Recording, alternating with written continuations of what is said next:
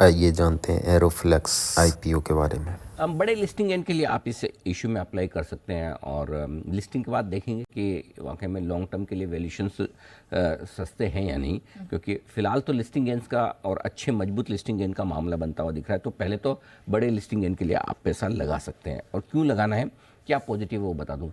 Unique business model है, जिस तरह की कंपनी के प्रोडक्ट्स हैं ये लिस्टेड स्पेस में अपने आप में अकेली कंपनी होगी, और ये प्रोडक्ट्स हाई टेक्नोलॉजी वाले हैं जिसमें आपको आसानी से एंट्री करना किसी के भी बस की बात नहीं। क्योंकि इन प्रोडक्ट्स के लिए स्पेसिफिकेशंस जो चाहिए, जो टेक्नोलॉजी चाहिए, वो आमतौर पर अनऑर्गेनाइज सेक्टर के पास है।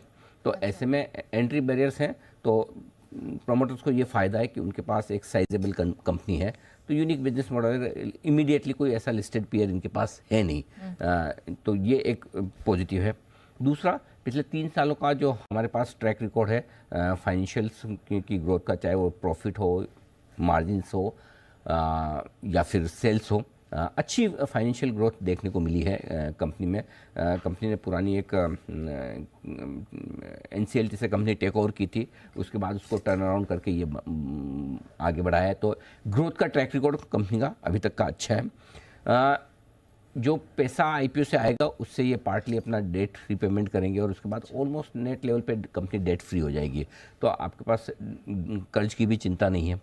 और चौथी चीज़ ये है कि कैश फ्लो हेल्दी है। तो आगे के जो भी एक्सपांशंस हैं या जो भी एक्सपांशन थोड़े बहुत अभी चल रहे हैं, कंपनी के कैपेक्स प्लान चल रहे हैं, वो इंटरनल कैश फ्लो से ही हो जाएंगे। तो फ्री कैश फ्लो होने का ये बड़ा फ़ायदा है कि आगे के कैपेक्स भी वो बिना ज़्यादा कर्ज लिए कर पाएंगे। अब कुछ नेगेटिव्स है जो आपको समझना जरूरी है। ग्लोबल डिपेंडेंस बहुत ज़्यादा, 80% रेवेन्यू कंपनी का बाहर से आता है। और चूंकि दुनिया भर में सिचुएशन बहुत अच्छी नहीं है भारत के मुकाबले में, तो कभी भी अगर ग्लोबल मार्केट्स में खराबी हो, वहाँ की इकोनॉमीज खराब हो, तो वो थोड़ा सा मामला ढीला हो सकता है। दूसरी समस्या एक और, एक तो बेचने की समस्या 80% एक्सपोर्ट है, दूसरा है कि जो रॉ मटेरियल ये इंपोर्ट करते हैं 44% चाइना से आता है। तो आप समझ ही सकते हैं कि चाइना से आने वाले में हमेशा क्वेश्चन मार्क के डर रहता है। हालांकि ये वियतनाम और दूसरे अलग अलग और भी देश हैं जहाँ से ये लाने की कोशिश कर रहे हैं। पिछले 3 सालों में 5 टॉप मैनेजमेंट के लोगों ने, CFO, CEO, company secretary type के, उन्होंने अपने रेजिग्नेशंस दिए हैं। कुछ रीअपॉइंटमेंट भी हुए हैं, कुछ के अपने पर्सनल कारण रहे जो मैनेजमेंट से कल हमने बात भी की थी। तो ये एक रिस्क फैक्टर है। बट ओवरऑल वैल्यूशंस के लिहाज से देखें तो वैल्यूशंस रीजनेबल है।